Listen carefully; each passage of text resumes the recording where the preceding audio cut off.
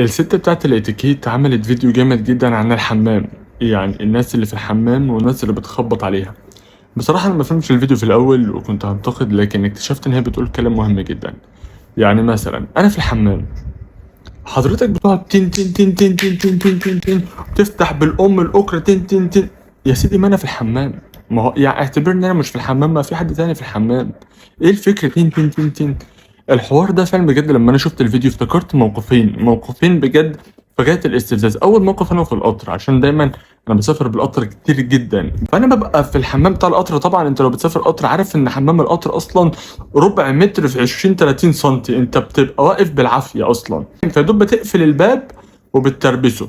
بمجرد ما بدخل تن تن تن تن تن تن تن تن تن، واحد يفضل تلاقي الاكرة عماله تنتن، وعلشان خاطر الصوت بتاع القطر يعني هو كده، فهو ما بيسمعكش تقول له ايوه يا حاج يا ما فيش، ما هو مش سامع، هو بس تن تن تن. يا عم ما تسيبني في حالي. طيب يا عم افرض انت كسرت الباب يا ودخلت عليا في الحمام، هنقعد احنا الاثنين في الحمام؟ ده هو اصلا مكفيني انا بالعافيه، فانت بتعمل ليه؟ بتفضل ليه تفتح كل شويه كانك عايز تدخل على حرام؟ يا عم ما تسيبني اعمل اللي اعمله، يعني انا حابب القعده جوه، ده انا قاعد قرفان من الريحه ومن اللي انا شايفه اصلا. وبعدين تاني موقف في البيت، بصراحه يعني بدخل بحمام بقفل الباب، اول ما بدخل يلا يا عم يلا، انا لحقت اعمل حاجه، انا لحقت ادخل، هو انا طالب بيتزا باكلها جوه مثلا مش عايزكم تاكلوها معايا؟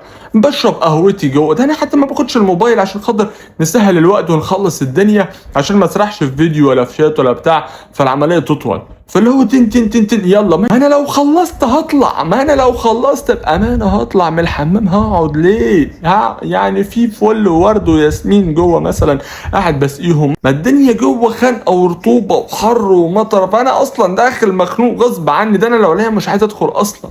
فريت يا جماعه، لو انت في مكان عام او في البيت او في كافيه ولقيت حد في الحمام سيبه، سهل عليه الدنيا، ما تصعبهاش، ما توترهوش، عشان انت لو وترت اللي جوه في الحمام هيبهدل الدنيا اكتر، فبالتالي انت لما تدخل هتتلاقى الدنيا بايظه خالص، فمش هتعرف تعمل ونفسك هتتسد.